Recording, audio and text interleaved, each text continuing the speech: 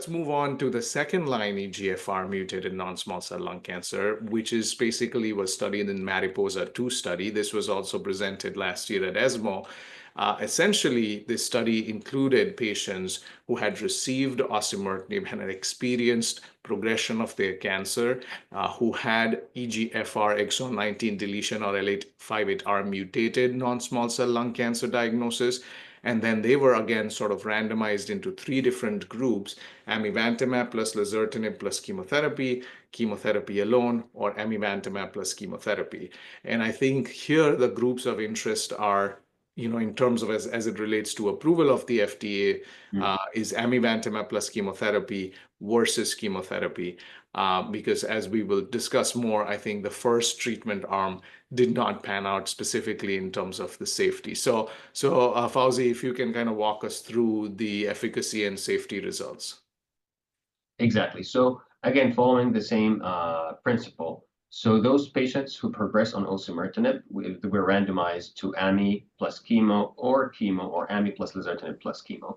If you look at the graph, the yellow line represents the AMI plus lazertinib plus chemo, so the triplet therapy. The red graph presents the doublet therapy, which is AMI plus chemo, and then you have the blue, which is chemo. And the combination, as you would imagine, did better than chemo on its own. However, there was no real difference, between the doublet and the triplet treatment. And Akash will talk now about the FDA approval. So the doublet and the triplet led to higher or longer progression-free survival, so that the cancer was controlled for a longer period of time compared to those who got chemotherapy.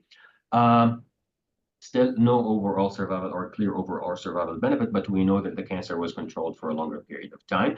Now, in terms of efficacy, as you would imagine, the doublet and the triplet led to more or higher rate of grade 3 or more adverse events. And because it's AMI plus chemo, so you get the side effects of amivantamab, which is infusion reactions, some rash, some ulcers in the mouth, also maybe some diarrhea, in addition to the chemo side effects, which can lead to lower blood counts. And when you add the triplet, similar to Mariposa 1, when you do amivantamab plus lazertinib, which are pills, and then chemotherapy, you have higher rates of those clots that we just talked about.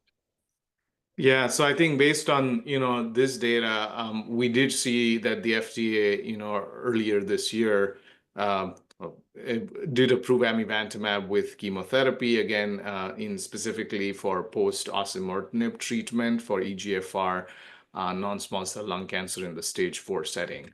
So now sort of moving on to stage 3, unresectable EGFR mutated non-small cell lung cancer. So we talked about first line, second line for the stage 4.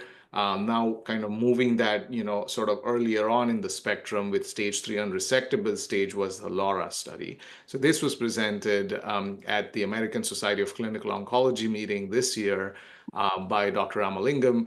Really, again, sort of this patient population with unresectable stage 3 non-small cell lung cancer, EGFR mutation, who did receive definitive chemoradiation, and then subsequently were randomized into two different groups, osimertinib versus placebo.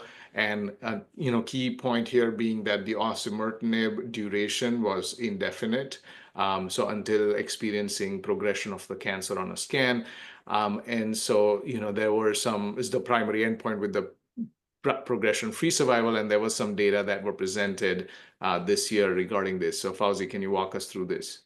Absolutely. So those patients who stage 3, as you said, always treated by chemotherapy and radiation therapy concurrently, and then afterwards, those patients received osimertinib, did significantly better than those who received chemotherapy. And you can see in this Kaplan-Meier curve that the lines are separated, like very, very clearly. So osimertinib after concurrent chemoradiation led to a significantly longer progression-free survival. So it led to the cancer being controlled for much longer time compared to doing nothing after that, which was the standard of care basically for patients with EGFR mutated non-small cell lung cancer in stage 3. Now, in terms of side effects, it was a little bit higher in the osimertinib arm, 35% compared to 12%. That's like grade 3 or higher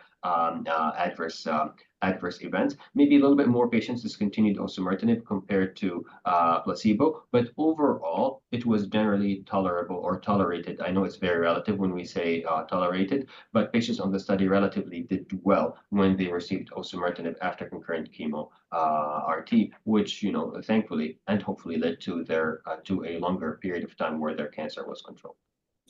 Yeah, absolutely. And so again, sort of based on this study and the data that we have here, FDA did approve osimertinib, again, just a few days ago, actually, for locally Yes. advanced unresectable stage 3 non-small cell lung cancer following chemoradiation.